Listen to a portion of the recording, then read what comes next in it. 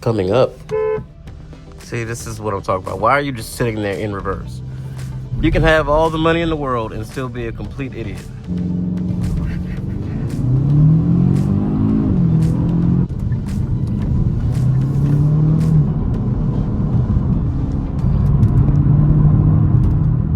What's going on, YouTube family? Today we are doing a commenter's request. I was asked about the Kia Stinger in 4-cylinder form.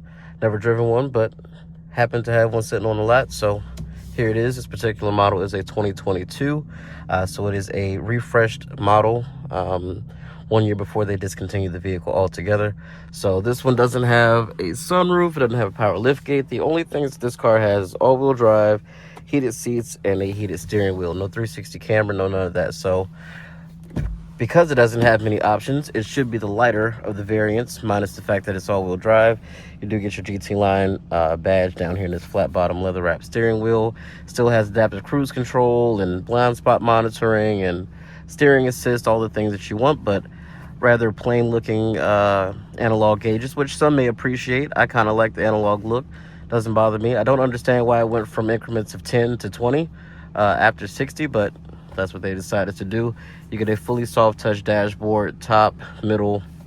Only the bottom parts are going to be hard touch plastic. The front two windows are automatic up down, while the rear are not. So let's go ahead and take a look. It does also have power folded mirrors and these really nice wheels. I love these. These are machine finished and painted, and very nice looking wheels. You do get full LED illumination on this vehicle, which I think looks really nice. I do think that the rear end of the Kia Stinger, the previous, the pre-refresh model, those taillights to me look better, but these are okay too. They're fine. And again, this white paint with the dark chrome accents and the black pockets in the wheels, I think is a really good look altogether. This one is a fastback design, so it is an actual hatchback. Unlike the Kia K5 that kind of looks like it should be a hatchback, this is an actual hatchback. It does have push button start and smart key entry as well. You get your GT line badge and your all-wheel drive, along with quad outlet exhaust for the 4-cylinder and the parking sensors as well. To open it up, just press a button under here, and like I said, on the models above it, it will be powered, but this one doesn't have that. Those seats do fold in a 60-40 split manner. Underneath here, you get your jack and tools, and I believe under there is also the spare. So very nicely laid out, and pretty solid car overall. This was Kia's answer to the Audi A7. It was a pretty good attempt as well. It's still not as solid as an A7 would be, but I think it's a very nice vehicle, especially for the price difference of an A7. Back here you get your AC vents and temperature control with a 12-volt and a USB port as well. Pretty nice view from back here. No USB ports in the sides of the seats like a lot of newer Kias, but that was one thing that this car didn't come with. You do get turn signal indicators and the side mirrors as well, which look nice, and a fully powered driver's seat with 4-way lumbar, power folding mirrors, and like I said, heated front seats.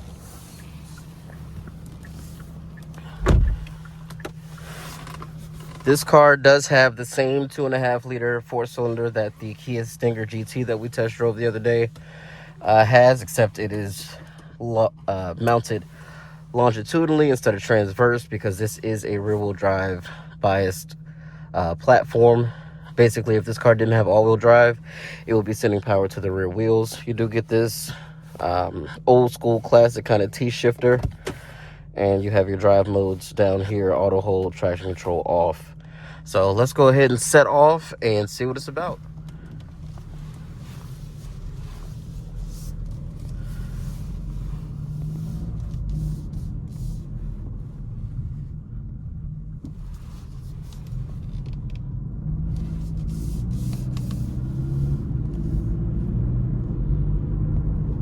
This does have an 8-speed automatic transmission, unlike the GT Kia K5, which has an 8-speed dual clutch. This is a torque converter automatic. So takeoffs on this are going to be a little bit smoother, less lag, less of a pause. But upshifts should technically be a little bit less brisk in this car versus the dual clutch. So we'll take a look and see and compare that as well.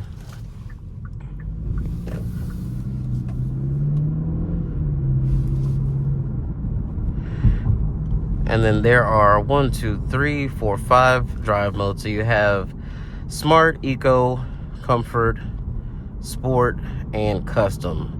Custom, of course, you can go in and tailor how different parameters of the car are going to respond based on how you prefer it to drive. Right now, we're going to leave it in Smart, which will also kind of just figure it out for us on its own.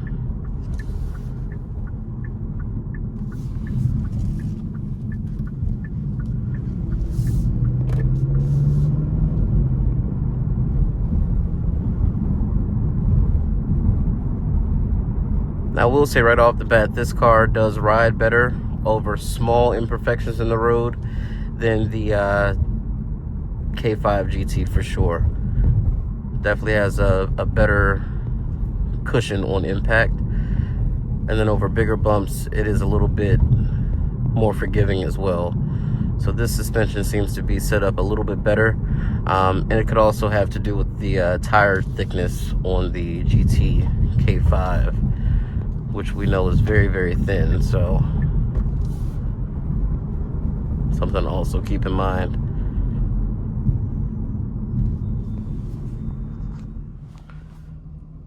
Am I tripping, or are this Range Rover's reverse lights on? Because what are you actually doing? See, this is what I'm talking about. Why are you just sitting there in reverse? You can have all the money in the world and still be a complete idiot.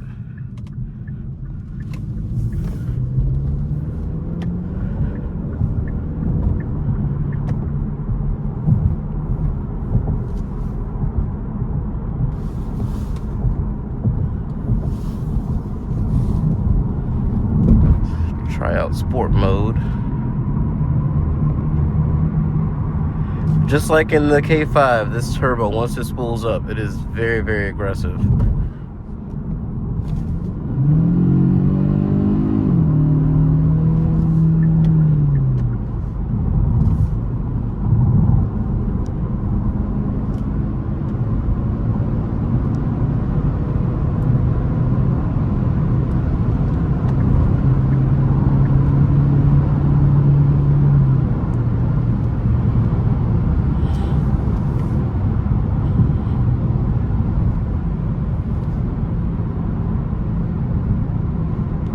Gets up on the highway very easily.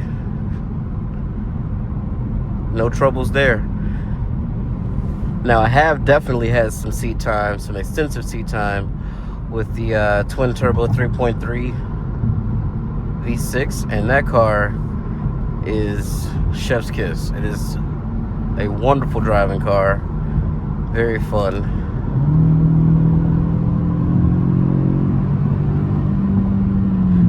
Downshifts are very immediate with this transmission. Kind of glad they did a traditional torque converter automatic instead of the dual clutch, or instead of creating a dual clutch for it, because it's just really not necessary. The 4-cylinder has great punch, great torque. It makes most of its power in the mid-range. You can definitely tell once it gets close to the red line that it starts to fall off a little bit, but it's not bad at all. It's not like a huge just loss of power, or that it falls on its face totally. So that is a good job. They did an excellent job tuning that. Brakes are great, and the steering on this car is leaps and bounds ahead of the K5, or really, to be fair, any other Kia. I can actually tell what the front wheels are doing. It does give me a little bit of feedback. It weights up. The more that you turn, you can actually feel the resistance, and it doesn't feel like it's electromechanical or that there's something being interfered with the steering. It just feels like good steering.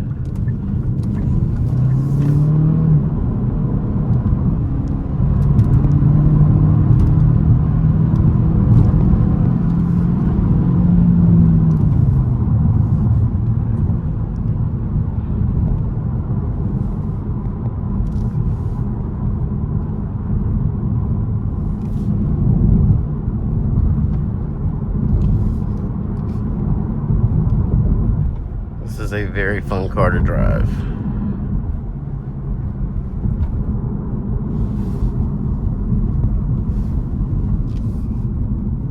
No turn signal, 10 points for you.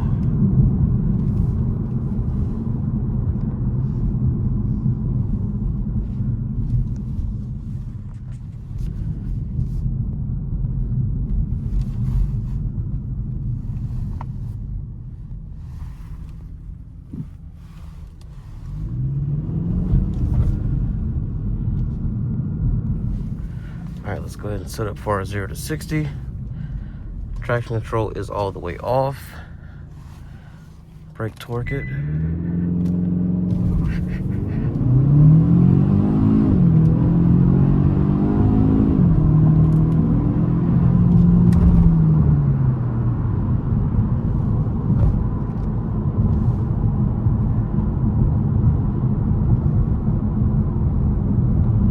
Funny enough, getting to 60 felt quicker, or maybe it was just more drama, so it just was more interesting to get to 60 in the K5, which of course is front wheel drive, and this is all wheel drive, so with this there's no drama.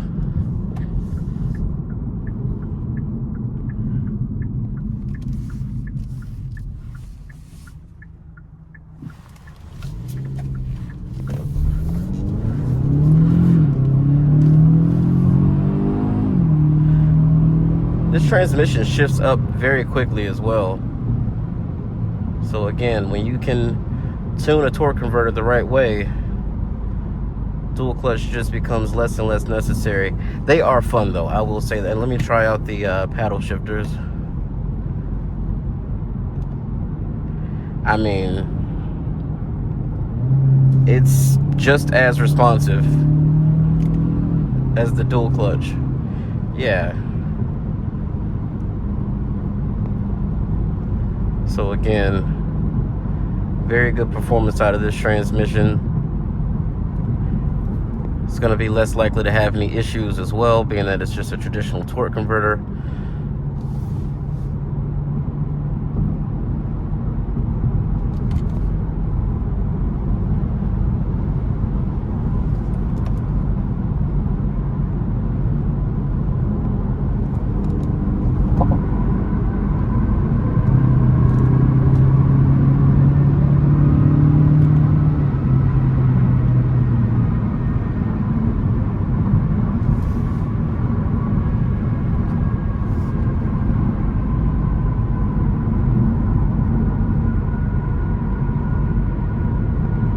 Yeah, these paddles are very responsive.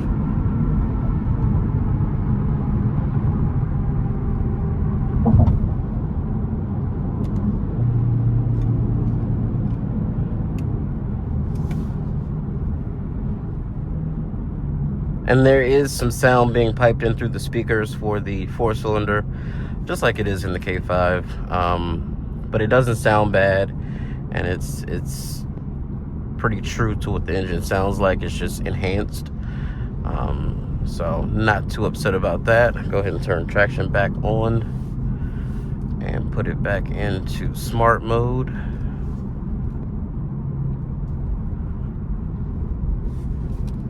The gas pedal, it's amazing the difference between sport mode and any of the other modes with this gas pedal. Very sensitive to just kind of dead. So I would probably personally drive this car around in sport mode all the time and just get horrible gas mileage. But that'd be a trade-off I'd be willing to make.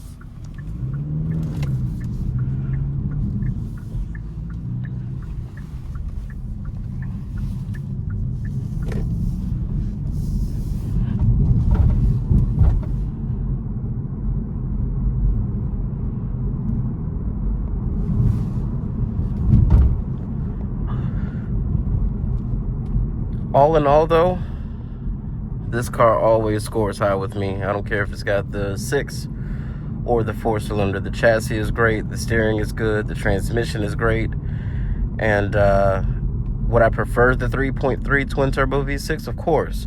But if this is what you could afford at the time, and this is just kind of the vibe of the shape and style and design of the car, I mean, people drive around in V6 Chargers and Challengers all day long. You know, sometimes it's not about what you want, it's what you can get until you can get what you want. So if that's one of those situations, or you just don't care about having the extra power or the sound, you're good with this type of look, and again, the design and styling is what you're really after, and you're not so much concerned with the powertrain, then this is a great option. And, you know, don't get me wrong, it's not a slow car. It's just a 4-cylinder turbo. So I think it's still a great option, and this particular one obviously is pre-owned, so with depreciation in place, you can get these for a heck of a deal and still have all of what you really care about. So don't let anybody talk you out of a 4-cylinder Stinger if that's what you want, if that's what you're after. Now, if you get one of these, I better not see you changing the badges and putting on 3.3T, because that's going to piss me off. Just be proud of your 4-cylinder, enjoy it until you can get what you want. I hate when people, I have seen so many C300 AMGs and E350 AMGs in the state of Maryland. It is crazy. I'm like, you must, I don't know. I would say you don't care what other people think, but clearly you do, because you're trying to lie to the people by saying you got an AMG. So you care about some sort of judgment there, but it is what it is. Just drive what you got.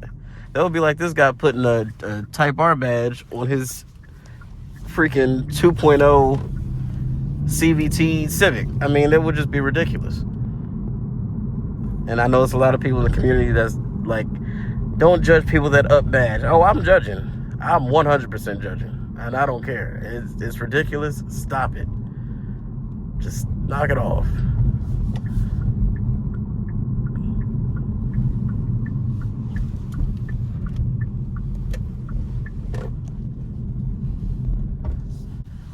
I love how you somehow keep ending up in the way. No matter where you go, you just in the way. I don't love that for you. All right, guys, I hope you enjoyed the video. Please be sure to like and subscribe. This lady's gonna look at me like I'm crazy when I walk past her with this damn thing on my head. But again, thank you for watching, and I will catch you guys in the next one. Peace out, homies.